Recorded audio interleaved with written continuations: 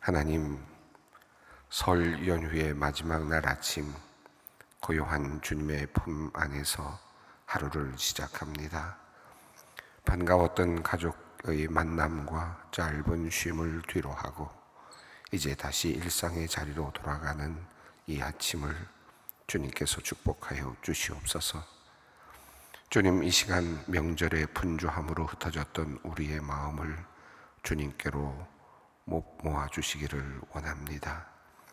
세상의 소란함을 잠재우고 오직 주님의 임재 앞에 머물게 하셔서 지친 몸과 영혼이 하늘로부터 내려오는 참된 안식과 새 힘을 덧입는 은혜의 시간이 되게 하여 주시옵소서.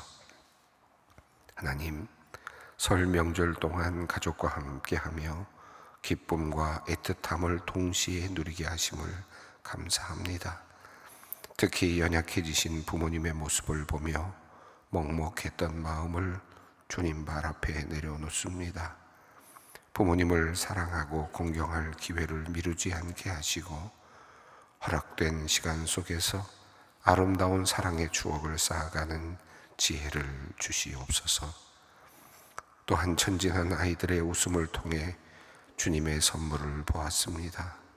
다음 세대를 믿음으로 세워야 할 거룩한 책임을 잊지 않게 하시고 우리 모든 가정이 날마다 따뜻한 사랑으로 가득하게 하시며 격려와 또 말과 화목의 언어가 넘치게 하여 주시옵소서.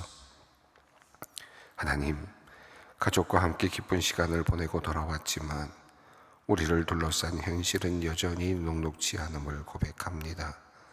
특별히 경제적 어려움으로 몸과 마음이 상하고 관계마저 깨어진 이들의 아픈 소식을 듣습니다. 이 시간 잠언의 말씀을 기억하며 주님께 간구합니다. 우리를 너무 부하게도 가난하게도 마옵시고 오직 일용할 양식으로 먹여 주시옵소서. 풍요 속에 주님을 잊지 않게 하시고 빈궁함 속에 소망을 잃지 않게 하여 주시옵소서.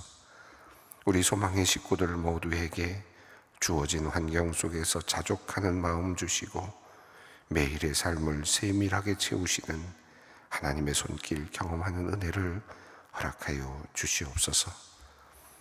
주님, 특별히 이 복된 설 연휴에도 국민의 평안과 안전을 위해 현장에서 깨어 일하고 있는 모든 공무원과 사회공익 관계자들을 위해 기도합니다. 누군가의 쉼을 위해 자신의 쉼을 뒤로 한 채 묵묵히 자신에게 맡겨진 자리를 지키는 이들에게 하늘의 위로를 내려 주시옵소서.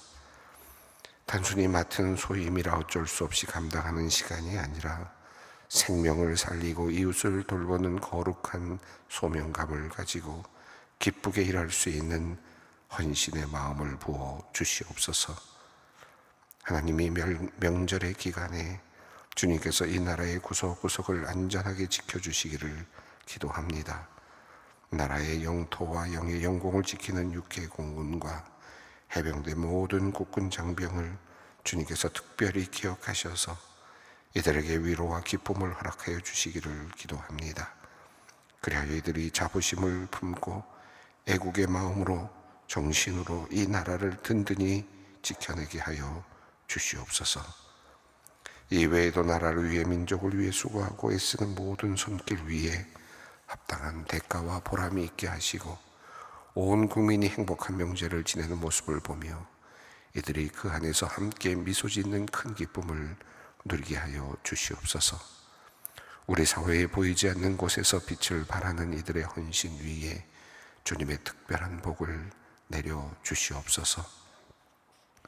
하나님, 급변하는 국제 정세와 안보 환경, 유례 없는 기술의 발전 속에 우리나라는 변화무쌍한 경랑의 시기를 지나가고 있습니다. 때로 이 변화가 두려움으로 다가오는 이때 나라의 지도자들에게 하늘의 지혜와 통찰력을 허락하여 주시옵소서. 복잡한 이해관계 속에서도 국가의 미래를 내다보는 넓은 시야와 깊은 안목을 갖게 하시고 공의로운 판단과 바른 결정을 내릴 수 있도록 붙들어 주시옵소서. 또한 국가의 손길이 절실한 연약한 이들을 구석구석 살피는 따스한 행정이 펼쳐지기를 소원합니다. 이 일을 위해 사랑과 긍휼의 마음을 가진 지도자들이 적재적소에 세워지게 하여 주시옵소서. 그리하여 우리 대한민국이 안으로는 내실 있게 하시고 밖으로는 견실한 나라가 되어 강한 국력과 경제적 능력으로 열방을 치유하고 섬기는 제사장 나라의 사명을 감당케 하여 주시옵소서.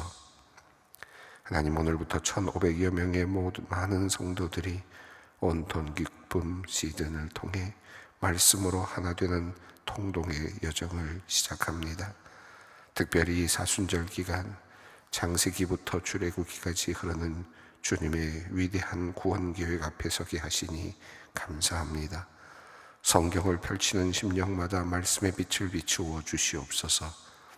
홍해 같은 현실 앞에서도 길을 내시는 주님을 신뢰하게 하시고 광야 같은 세상 속에서도 매일의 만나를 공급하시는 은혜를 깊이 경험케 하여 주시옵소서. 이 여정을 돕는 조장님들과 운영팀에게 지치지 않는 기쁨을 더하시고 완주하는 그날까지 모든 성도가 하나님의 신실하심을 체험하는 복된 시간 되게 하여 주시옵소서. 열방을 품으시는 하나님, 명절의 쉼을 뒤로하고 선교지에서 복음의 통로로 쓰임받는 청년부와 의료 선교팀을 위해 기도합니다. 르완다와 인도네시아 그리고 파푸아 꼬디악에서 주님의 걸음을 따르는 이들을 기억하여 주시옵소서. 가르치고 선포하며 연약한 자들을 고치셨던 예수님의 사역을 감당하는 모든 우리 성도들 위해 대원들에게 성령의 능력과 긍휼의 마음을 충만케 부어 주시옵소서.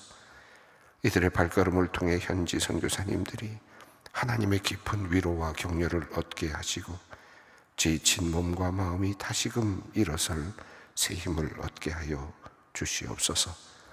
사역의 현장마다 하늘의 기쁨이 넘치게 하시며 모든 팀원이 돌아오는 그날 그 길까지 주님의 강한 손으로 안전하게 지켜보하여 주시옵소서. 하나님, 이 시간 선포되는 이사야의 말씀 앞에 우리를 바르게 세워 주시옵소서. 말씀의 빛으로 우리 안에 통렬한 회개가 일어나게 하시고 흔들렸던 신앙의 걸음이 바르게 교정되게 하여 주시옵소서. 굳은 마음은 부드럽게, 닫힌 귀는 열어주신 그 말씀의 지식을 넘어 순종으로 이어지게 하여 주시옵소서. 우리 주 예수 그리스도의 이름으로 기도 올리옵나이다. 아멘. 이 시간 우리에게 주시는 말씀은 이사야서 1장 10절로 20절까지 말씀입니다. 이사야서 1장 10절로 20절까지 말씀을 함께 봉독합니다. 너희 소돔의 관원들아, 여호와의 말씀을 들을지어다. 너희 고모라의 백성아, 우리 하나님의 법에 귀를 기울일지어다. 여호와께서 말씀하시되 너희의 무수한 재물이 내게 무엇이 유익하뇨? 나는 숫양의 번제와 살찐 짐승의 기름에 배불렀고 나는 수송아지나 어린 양이나 숫염소의 피를 기뻐하지 아니하노라.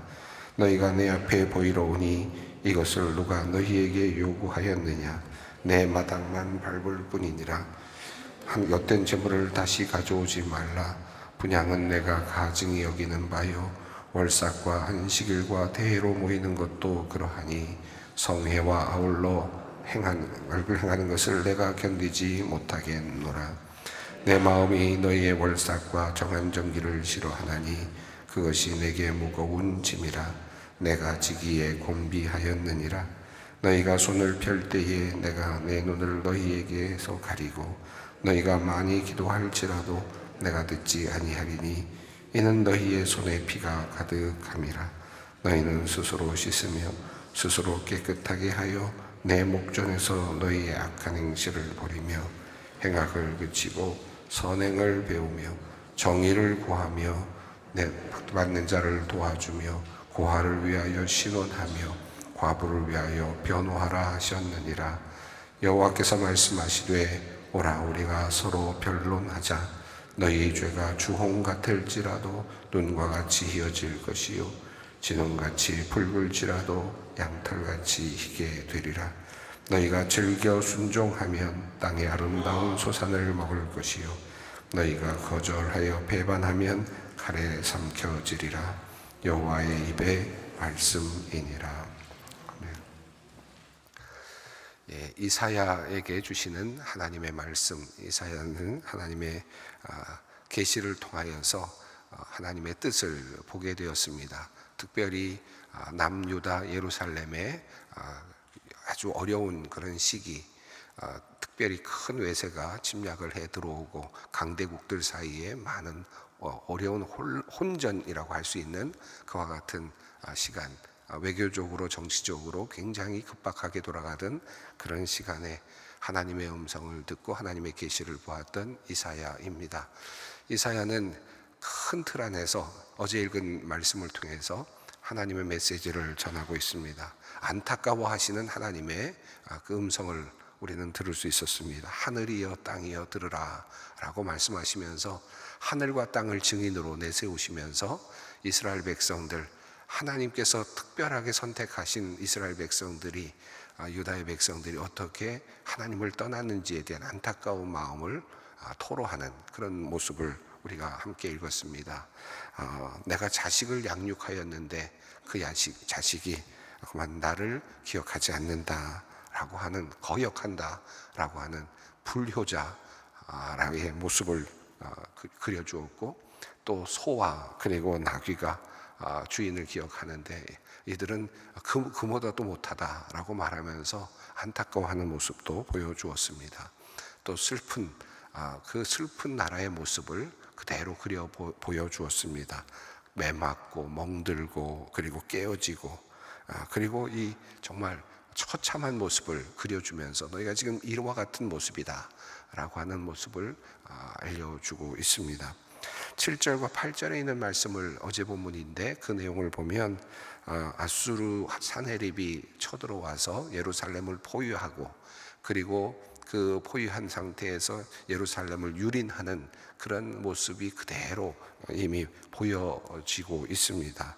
너희의 땅은 황폐하게 되었고 너희 성읍들은 불에 탔고 너희 토지는 너희 목전에서 이방인에게 삼켜졌으며 이방인에게 파괴된 같이 황폐하였고 딸 시온은 포도원의 망대같이 참외밭의 원두막같이 에워싸인 성읍같이 겨우 남았도다.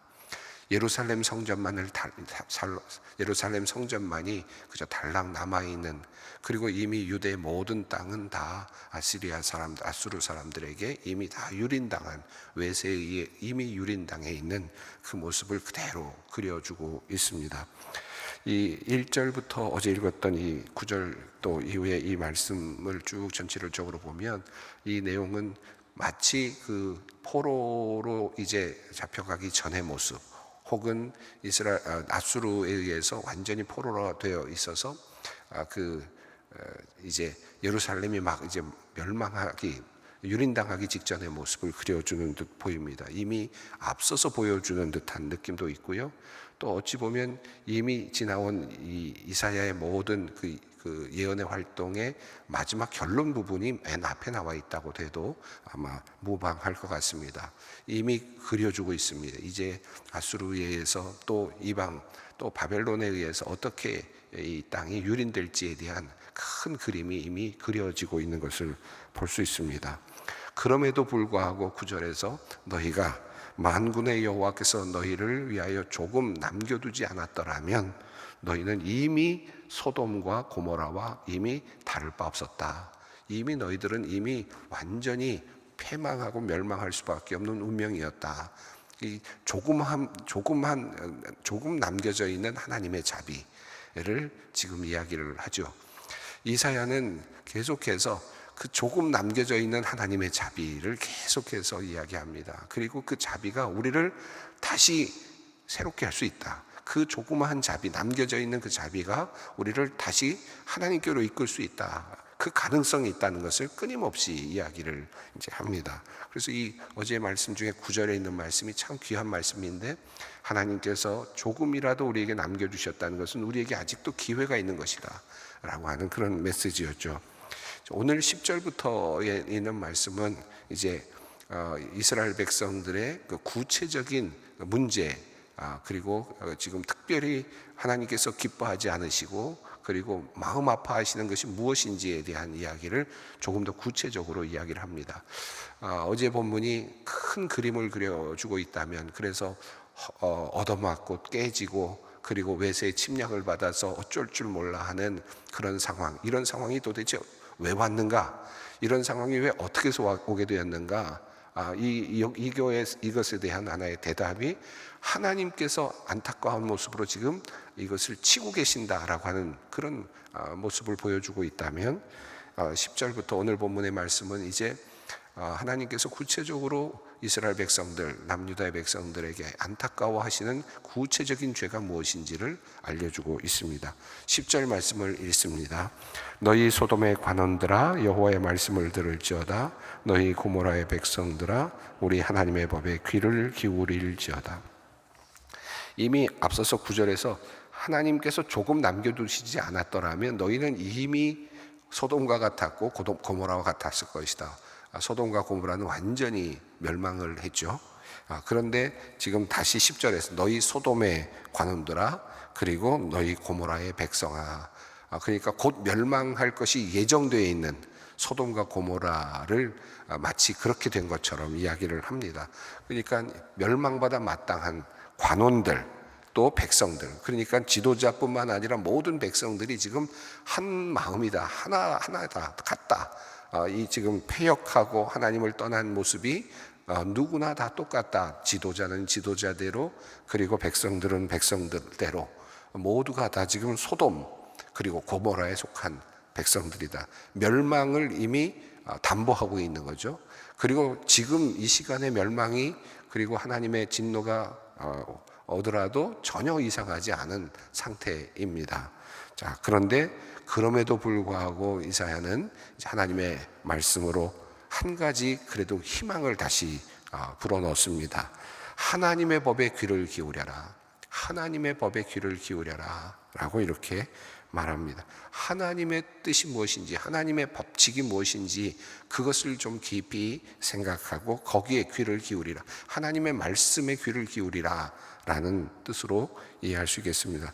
이것은 하나님의 법에 귀를 기울이라는 말씀은 하나님의 말씀, 모든 말씀 전체를 의미할 수도 있고, 또 11절부터 나오는 지금 하나님께서 말씀하시는 구체적인 내용일 수도 있겠습니다. 우선적으로는 이 뒤에 나오는 바로 이어지는 하나님의 법에 대한 내용들, 11절 이후로 나오는 그 내용들의 귀를 기울이라는 말씀으로 이해하는 것이 더 적절할 것 같습니다. 자, 그러면 하나님께서 원하시는 법은 뭔가? 그 11절부터 한번 보겠습니다. 11절 읽습니다. 여호와께서 말씀하시되 너희의 무수한 재물이 내게 무엇이 유익하뇨?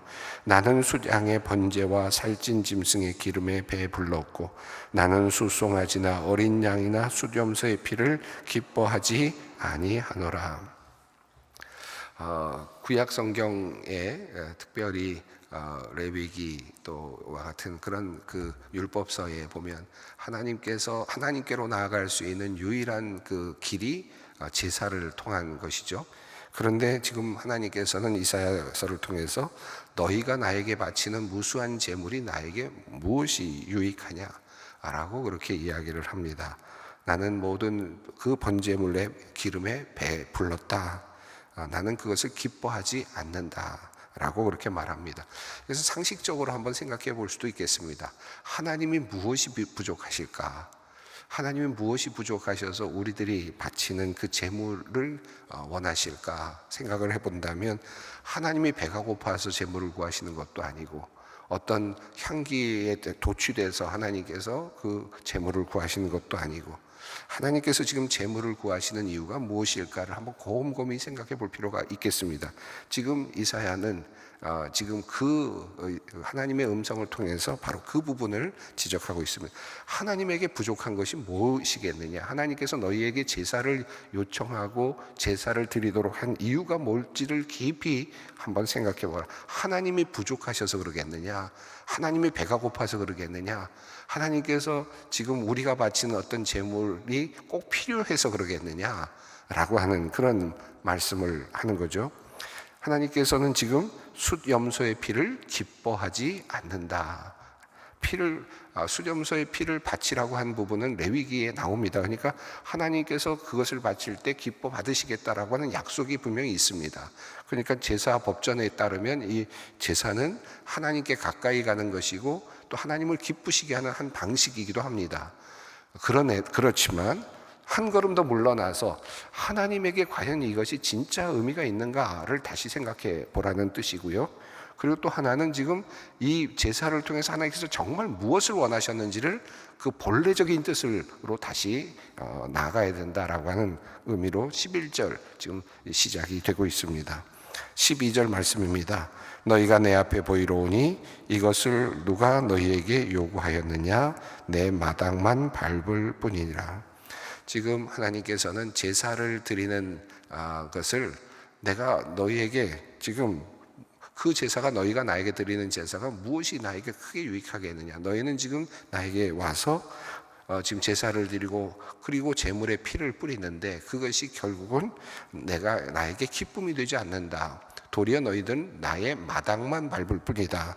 이 마당만 밟는다라고 하는 이 라마스라는 단어는 그냥 밟는다, 그냥 들어간다라는 뜻이 아니라 짓밟는다, 유린한다라고 하는 뜻도 같이 있습니다. 그러니까 내 마당을 도리어 유린시키고 성전 땅을 지금 너희가 지금 짓밟고 있다. 거룩한 땅을 도리어 너희는 지금 유린하고 있다라고 이렇게 이야기합니다. 13절 말씀입니다. 헛된 재물을 다시 가져오지 말라. 분향은 내가 가증히 여기는 바요. 월삭과 안식일과 대회로 모이는 것도 그러하니 성회와 아울러 악을 행하는 것을 내가 견디지 못하겠노라. 헛된 재물 가져오지 말라. 재물이 뭐가 유익하겠느냐라고 말씀하신 하나님께서는 한 걸음 더 나아가서 모든 그 종교적인 그런 행위들 자체를 지금 하나님께서는 지금 책망하십니다. 분향은 매일같이 하나님 앞에 드리는, 성전 앞에서 드리는 향기, 올려드리는 향기죠. 하나님께 드리는 기도를 상징하는 의미입니다. 매일같이 나와서 아침마다 향을 피우는데 이렇게 기도를 피우고 하지만 그것이 나에게 의미가 없다. 도리어 나는 그것을 가증히 여긴다.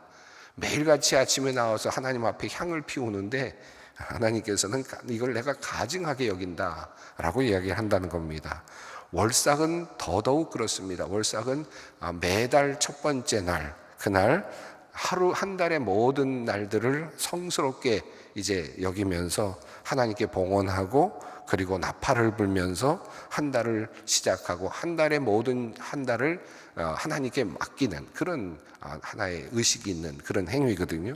그러니까 매달 한 달에 한 번씩 월초에 하나님께 나와서 한 달을 맡기면서 하는 이 모습이 얼마나 헌신된 모습처럼 보입니까?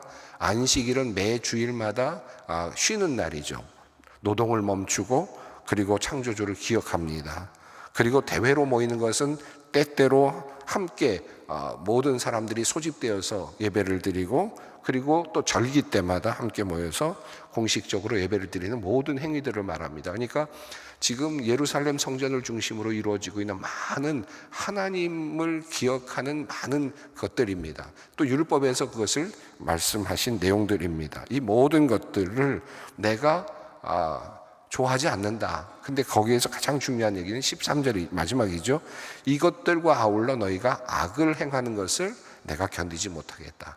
하나님께서 지금 말씀하시는 내용은 제물을 드리는 것에 대한 그 자체의 문제가 아니고 월삭을 드리거나 또는 그 안식일로 모이거나 대회를 하거나 하는 분향을 하거나 이 자체의 문제가 아니라 이것을 하면서 너희가 악을 행하고 있는 그 자체, 이 자체를 내가 견디지 못하겠다라고 그렇게 안타깝게 이야기를 하십니다. 14절 말씀은 또 그것을 다시 한번 분명하게 다시 짚으시는데요. 내 마음이 너희의 월삭과 정한절기를 싫어하나니 그것이 내게 무거운 짐이라 내가 지기에 곤비하였느니라. 15절입니다. 너희가 손을 펼 때에 내가 내 눈을 너희에게서 가리고 너희가 많이 기도할지라도 내가 듣지 아니하리니 이는 너희의 손에 피가 가득함이라.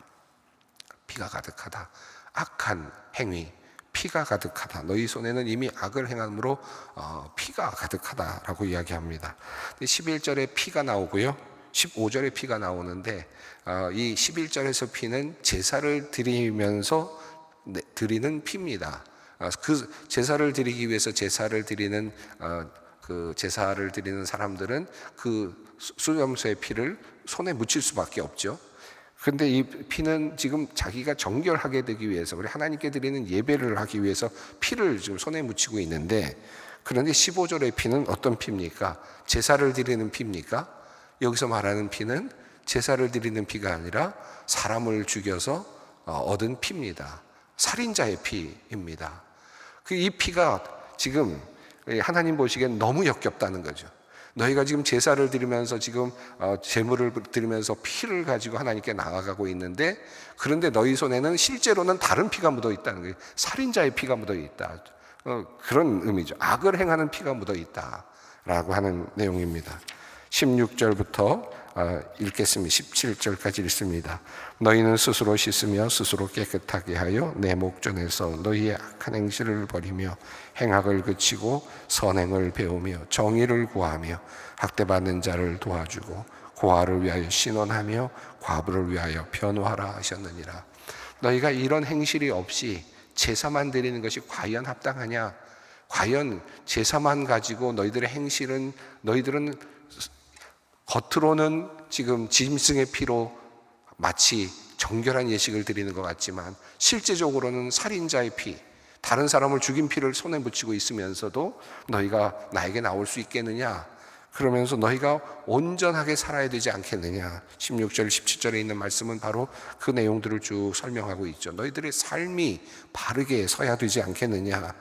선행을 베풀고 사회적인 책임을 다하는 그와 같은 삶이 따라와야 되지 않겠느냐? 그렇지 않으면 너희가 드리는 이 제사가 어떤 의미가 있겠느냐, 무슨 의미가 있겠느냐라는 말씀입니다. 18절 읽습니다. 여호와께서 말씀하시되 오라 우리가 서로 변론하자. 너희의 죄가 주홍 같을지라도 눈과 같이 휘어질 것이요 진홍같이 붉을지라도 양털같이 희게 되리라. 하나님께서 그럼에도 불구하고 너희가 나에게 와서 나와 함께 대화를 하게 된다면, 나를 만나게 된다면 나는 너희들에게 지금 용서해 줄 용의가 있다. 그죠? 깨끗하게 해줄 용의가 있다. 너희들의 더러운 것들을 완전히 소멸시킬 마음이 있다라고 하는 또 다른 지금 하나님의 그 약속 그리고 초청입니다. 19절 20절을 읽습니다. 너희가 즐겨 순종하면 땅의 아름다운 소산을 먹을 것이요 너희가 거절하여 배반하면 칼에 삼켜지리라. 여호와의 입의 말씀이니라. 아멘. 예, 이 말씀을 쭉 읽게 되는데 지금 어제 본문, 오늘 본문 읽었는데 여러분 어떻게 읽으셨는지 모르겠습니다.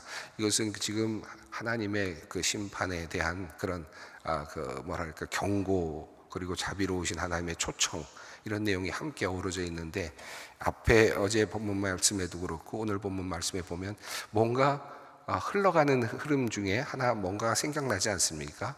예수 그리스도, 우리 그리스도의 그 흔적이 이미 이 안에 이렇게 스며들어가 있는 것을 볼 수 있죠.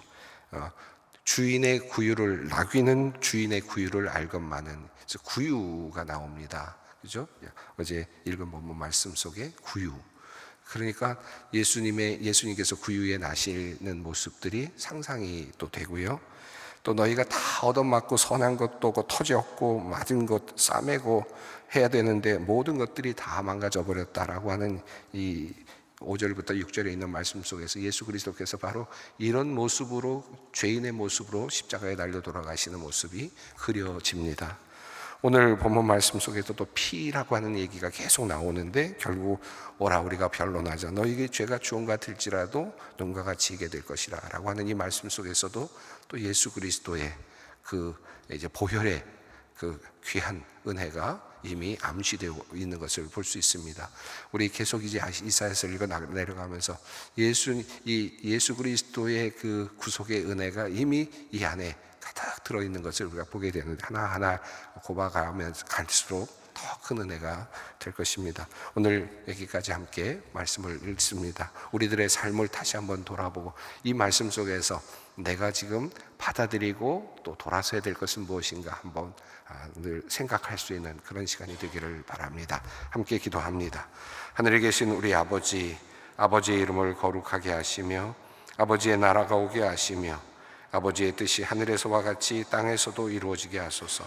오늘 우리에게 일용할 양식을 주시고 우리가 우리에게 잘못한 사람을 용서하여 준 것 같이 우리 죄를 용서하여 주시고 우리를 시험에 빠지지 않게 하시고 악에서 구하소서. 나라와 권능과 영광이 영원히 아버지의 것입니다. 아멘.